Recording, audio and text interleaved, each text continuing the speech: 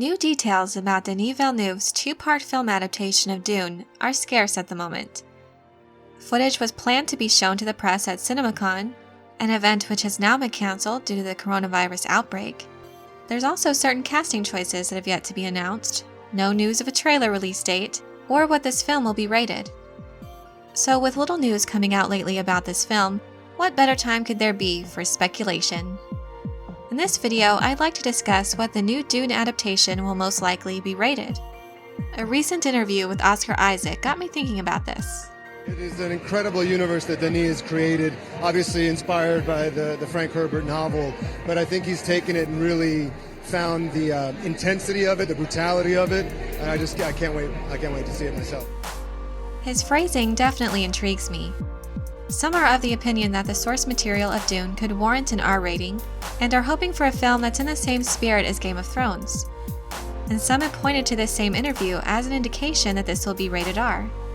Also bringing out that in the past, Denis has called Dune Star Wars for adults. Villeneuve has worked on science fiction films that have been both rated R and PG-13, so the director could certainly go either way here.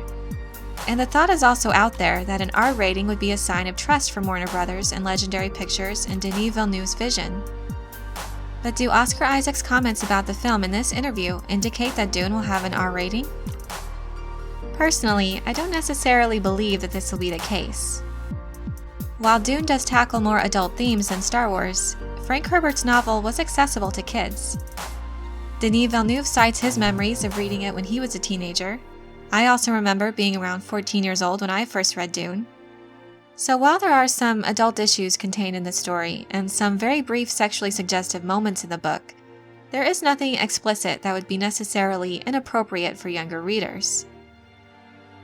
In my opinion, I think Dune is a more adult story in the sense that it's far less comedic than Star Wars, and covers themes ranging across philosophy, politics, economics, religion, and ecology. It's definitely not a book for the very young.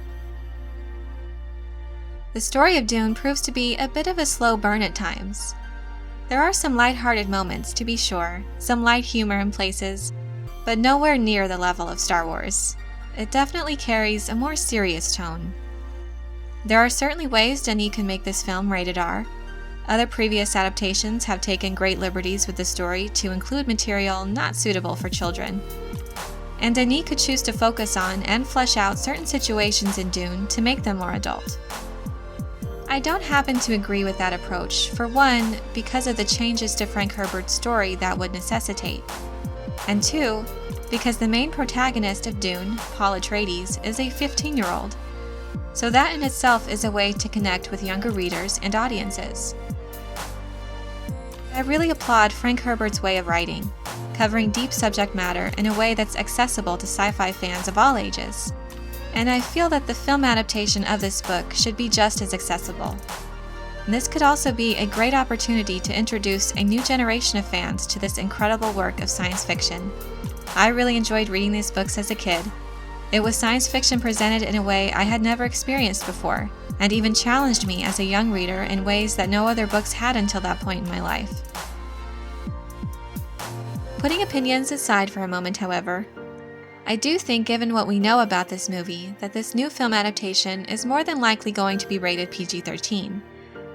For one, that is the rating David Lynch's adaptation in 1984 was given, so it would make sense that this one would be too. Also, despite the fact that this film is based on excellent source material, the movie itself is still very much a big gamble. David Lynch's adaptation didn't do well at the box office, and it's a property that doesn't have nearly as much general audience appeal as Star Wars or Lord of the Rings does.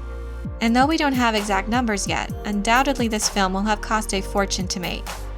Not only will there be epic visual effects, as is the norm for this director's previous sci-fi films like Arrival and Blade Runner 2049, but there's also an incredibly stacked cast. However, unlike The Lord of the Rings, which had a large dedicated fan base and a green light from the studio to adapt all 3 books into film, for this new adaptation of Dune, the plan is to split the book into 2 films. However, this time there is no guarantee of success and no guarantee of a sequel. The second film will only happen if this first film is well received, and I feel that the best chance this movie has at box office success is with a PG-13 rating. With a gamble like this, Warner Brothers and Legendary Pictures can't afford to cut out a significant portion of potential audiences with an R rating, as it would also cut a significant portion of their revenue. Also, considering the disruption caused by COVID-19, blockbuster films that were planned to come out at the beginning of this year are being moved to the fall or perhaps later. A lot of movies have yet to announce a new release date, but if it ends up being in the fall or winter of this year, that means there could be major competition for this film. They'll need as much of the audience they can muster to make a profit and justify the second film. So, purely from a business standpoint, a PG-13 rating would ensure this film has a wide appeal. And certain casting choices would seem to indicate that they're attempting to draw the interest of a younger fan base. Casting choices like Timothée Chalamet, Zendaya, Jason Momoa, Josh Brolin, and Oscar Isaac. These are actors that audiences of all ages are very familiar with, as most are known from popular franchises like Star Wars, Marvel, and DC. Also, expensive rated R movies in general are a risk. Despite a film being critically acclaimed, it can still do poorly at the box office.